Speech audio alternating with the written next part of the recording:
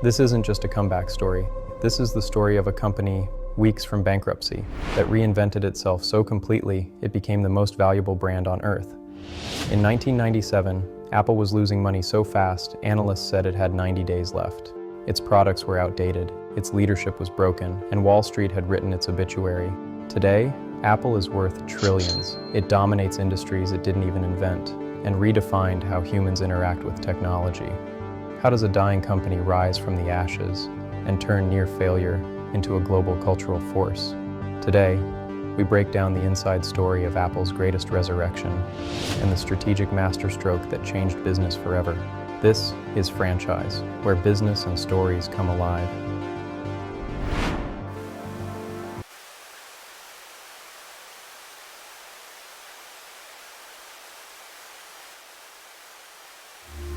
If you grew up in the late 80s or early 90s, you remember Apple computers, but not the Apple you know today. Back then, Apple was messy. The shelves were filled with dozens of confusing models, such as Performa 5200, Quadra 800, Newton Message Pad, each one different, each one expensive, and none of them selling. Meanwhile, Microsoft Windows was dominating offices, schools, homes. PCs were cheaper, faster, easier to use.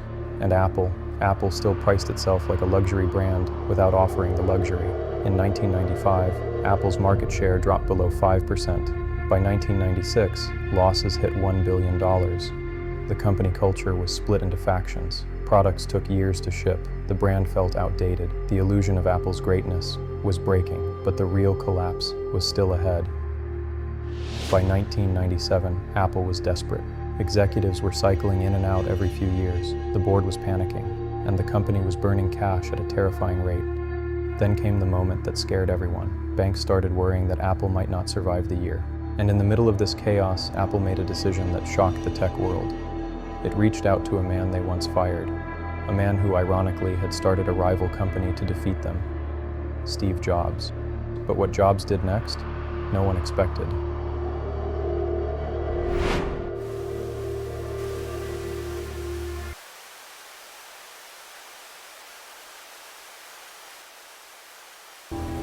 When Steve Jobs walked back into Apple headquarters in 1997, the company was weeks from disaster. He took one look at the product line and asked a simple question: "Tell me why we make these." Silence. Even Apple employees didn't understand their own catalog, so Jobs took a whiteboard and with one big cross out, killed 70% of Apple's products. He replaced years of confusion with a simple 2x2 grid: consumer desktop, consumer portable, pro desktop, pro portable. From dozens of unfocused devices to 4. This was the first step that saved Apple. Focus, ruthless focus. But Apple still needed something else. Money. And Jobs was about to make a move that fans absolutely hated, but it helped save the company. At the 1997 Macworld event, the crowd waited for a miracle. Jobs walked on stage and pulled off one of the most controversial deals in tech history. On the giant screen behind him appeared Bill Gates. Microsoft invested $150 million in Apple and committed to building Microsoft Office for Mac. The audience booed, but Jobs didn't care. He famously said, "We have to let go of the idea that for Apple to win, Microsoft has to lose." That cash, it bought Apple time they desperately needed to build the next chapter. And that chapter began with a single computer.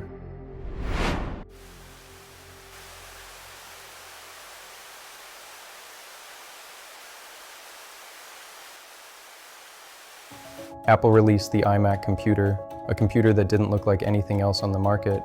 Translucent blue plastic, rounded curves, no floppy disk. Everything about it screamed modern, fun, different. The ad said, "The computer for the rest of us, again." The iMac sold 800,000 units in its first 5 months. For the first time in years, Apple was cool again. But the iMac did more than generate sales. It rebuilt trust. It showed customers Apple wasn't just surviving, it was innovating. Still, the iMac was only the beginning. Jobs' real masterstroke was still loading.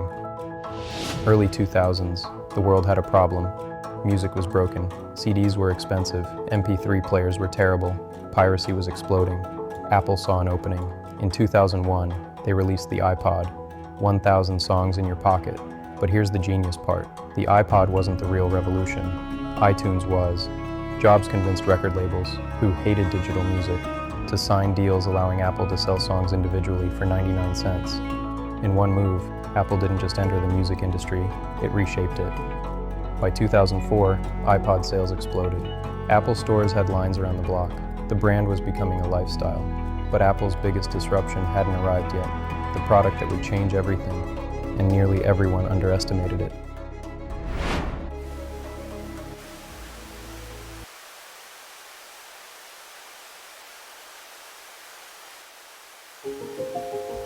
January 9th, 2007, Steve Jobs stood on stage and said, "Today, Apple is going to reinvent the phone."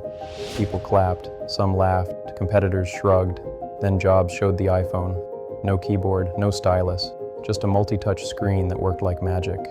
This wasn't a phone. It was the future. Nokia didn't believe it. BlackBerry mocked it. Microsoft said it wouldn't work. But customers fell in love. The iPhone didn't just sell, it became the most profitable consumer product in history. It didn't just help Apple grow, it turned Apple into a global powerhouse.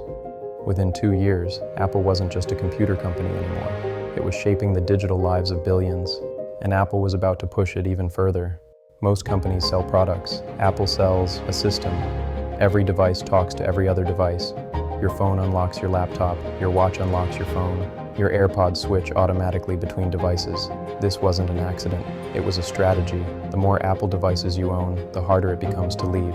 This is Apple's real advantage, the ecosystem. While competitors competed on specs, Apple competed on experience. You weren't buying a device, you were buying a lifestyle. This strategy created the most loyal customer base in the world, and the numbers proved it.